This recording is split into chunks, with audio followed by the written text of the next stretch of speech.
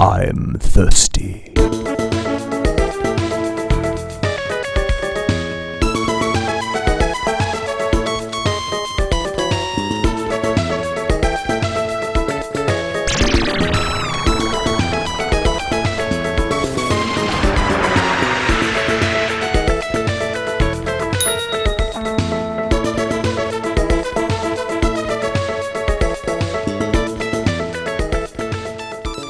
Lester is fixin' to bring you something new. It's Rocket Fizz Lester's Fixins Grass Soda, mowed and bottled in the USA. Grass soda provides to its drinker a rich, green, soapy taste that will trigger instant memories of summertime landscaping, with a carbonated bite that can't be beat. If could it would be this! This exists, people. This is out for purchase. You could go to a store and buy this. This exists, people. Before I drink liquefied grass, it is time for another edition of the Limbo Grub 10!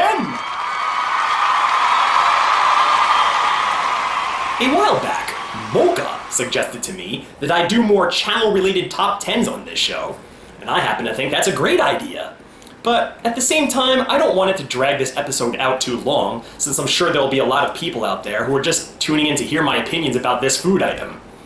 Especially this food item. So here's how the Limbo Grub 10 will work. It will be, from now on, in 2 parts. This episode I will cover numbers 10 through 6, and next time, numbers 5 through 1. It will draw out the suspense a bit and give viewers the excuse to tune into the next show, even if they're not interested in the food item. Brilliant strategy!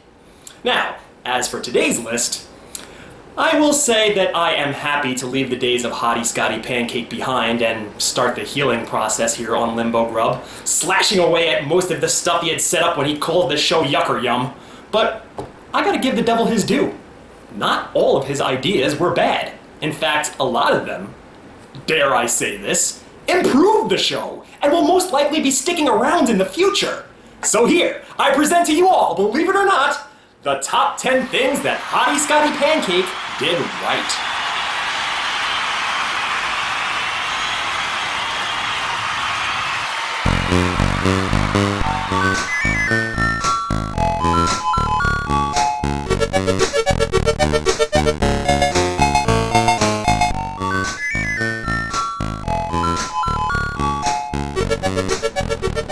Number 10, extending the cast. Yes, the Globodox company was a thorn in Limbo Grub's side, which caused many a viewer to run away screaming. And yes, my secondary suppliers may not have sent me the most delicious foodstuffs whenever the Divinity Crate failed me. But here in Limbo, things can get pretty stale with it being just me all the time. As a one-man show, let's face it, I can only do so much by myself. Just having the involvement of outside parties, some other voices besides my own, gave this show a much-needed jolt of energy. Balthazar and I may not have seen eye to eye, but our banter was always refreshing and a lot of fun, and I was always curious to see what Eric the Red and Cold Snap would send me next. Now, even though it's tough to line up with me being in Limbo and all, this is something I would like to double down on for future shows. I look at it this way, this is not just my show, it's our show! And I've always said this, if you want to be a part of it in any way, let me know via the comment section or through Facebook. We can probably arrange something.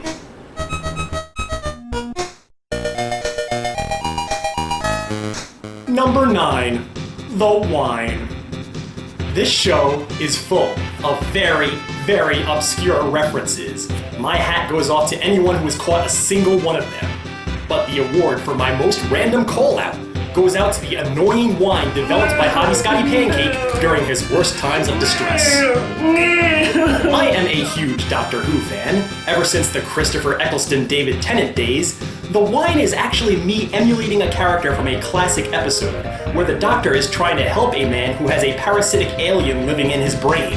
Well, needless to say, that's the kind of thing that sticks with you. May as well make it a part of the show, right? Next time I do it, and I'm sure I will, think of that poor wanker from way back when.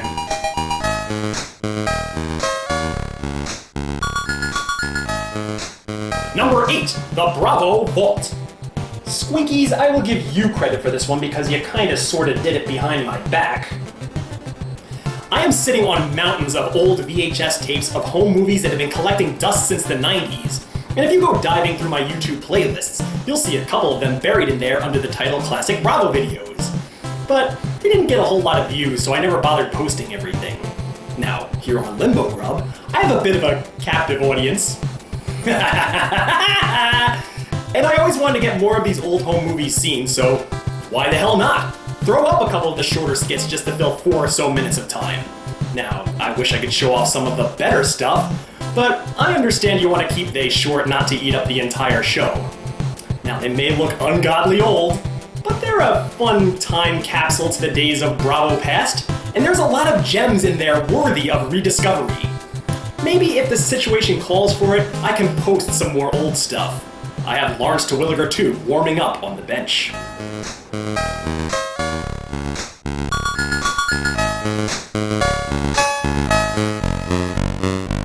Number 7. The final title card and game music titles. I will confess, as a video game music enthusiast, it is my biggest Limbo Grub guilty pleasure to give each episode a unique theme song. And currently, I am sitting on a huge list of hopeful game tunes, and I'm having a blast deciding which songs to assign to which food items. And funny enough, the music has almost become more a motivator for me than the food itself, which is why it was necessary and way overdue to put together an end title screen and make sure the viewers know where they too can find that catchy tune. I am thankful for that whenever I watch other YouTube videos, and this is kind of my way of giving back.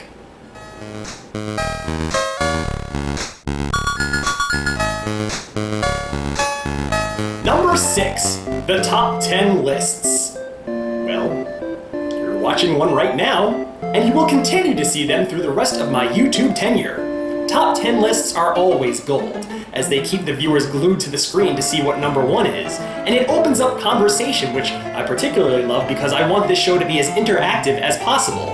Now, of course, it was Mocha's impetus to use the top 10 lists to gain additional viewers, and I know that's a fruitless aim. Never did I expect them to send any more YouTube traffic my way, but nonetheless, I'll keep doing them because they're fun to put together and they make the episodes longer and more eventful. Agree? Disagree?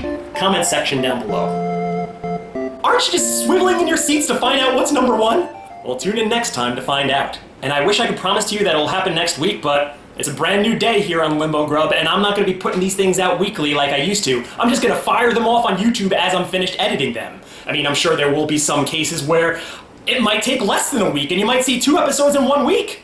Wishfully thinking. But it's just gotta be this way because I'm not sitting on the nest egg anymore. LESTER'S FIXINS brings to us grass soda, mowed and bottled in the USA. Sad to say, as weird an idea as this is, when I pop this bottle open, I think I know what to expect. And it's not just because I had that green grass jelly bean when I did those Jelly Belly Bean Boozleds a while back. You see, my whole life, I was never any good at sports.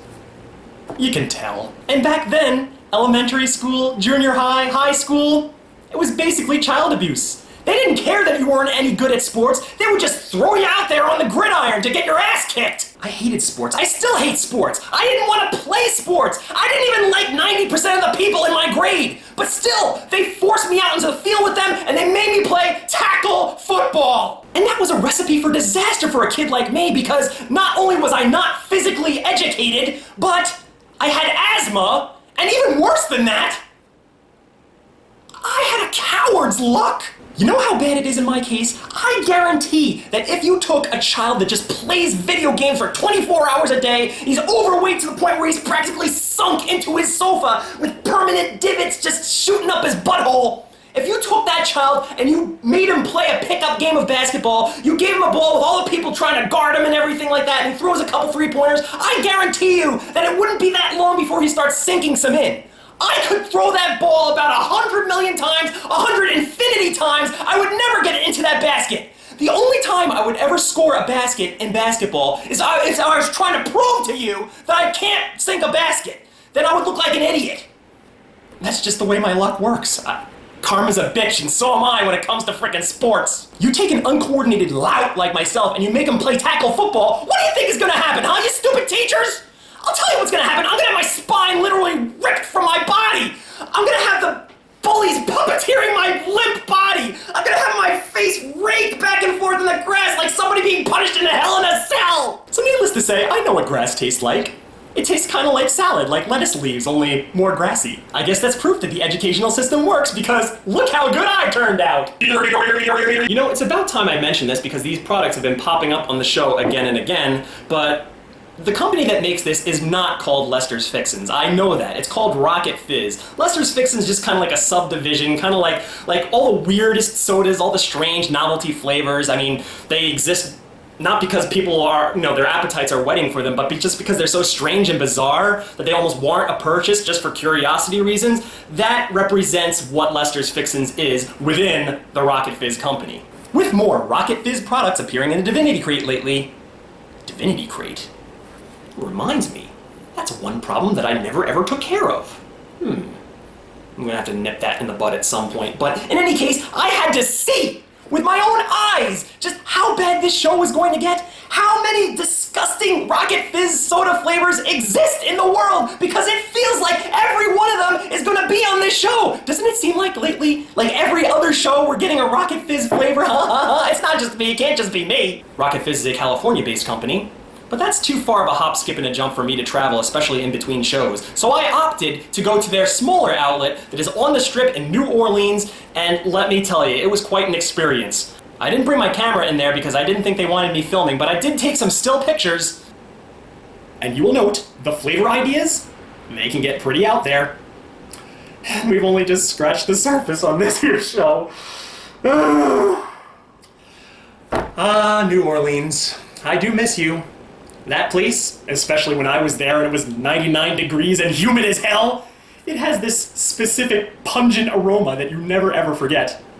If I ever find myself missing New Orleans, I can replicate that smell by taking one of Creaky's used diapers and wrapping it around my face and breathing into it like a muzzle.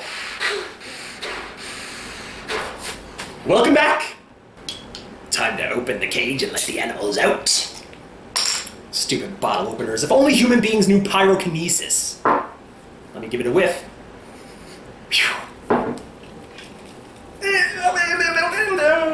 I'm pretty sure they nailed this taste because they sure as hell nailed the scent.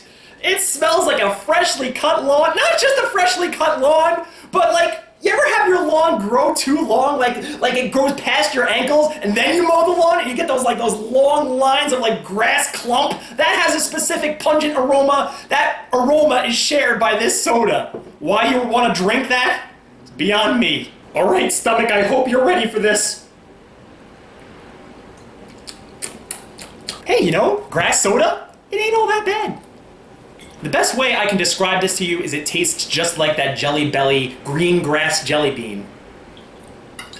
If you've ever had that. If you've never had the green grass jelly bean, well then, it's gonna be tough for me to explain this taste to you. It does have a really strong grass taste to it, but on top of that, it has a really sweet, sugary note, and the two complement each other really well, and of course, the carbonation, it does wonders for it. I would almost compare this to a 7-Up.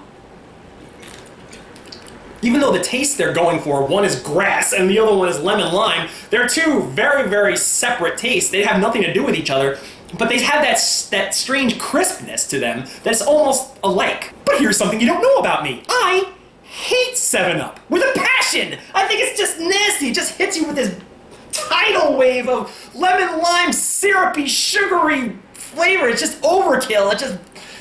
You feel like you just want to piss it right out of your body. I would not be embarrassed to be drinking a can of this instead of a can of 7-Up. I say find all the cans of 7-Up and set them on fire because I know they're flammable, and replace them with delicious grass soda. Grassy goodness. So if I were to give this a star rating, let me take one more swig of it and I'll let you know. This gets 3.5 stars. It is pretty close to being equal to any mainstream product out there. By the way, just because I unexpectedly love grass soda, this is not an invitation to all the bullies of my past to come back into my life and grab me by the back of the head and start rubbing my face into the lawn just like old times. Grow up, you nimrods. I guess when you toggle around in the world of the weird, every once in a while, something goes right. I say, for all you people out there, go out and buy a 6-pack if they're available of this soda because your mind will be boggled at how good this actually is. And look at that, I drank it all the way to the bottom. And if you rewind this episode and you see the way that I was dreading this going into it, that's saying something right there. And it makes me hopeful because all those Lester's Fixins products that the Divinity Crate is planning on sending me, a lot of them have got to be good, right? I mean, you take such random shots, eventually one of them is going to hit the bullseye, right? And I have no idea what's coming down the pike, but I was warned of one thing, that I don't know what's taking them so long to send it here, but maybe they're just waiting for the right moment.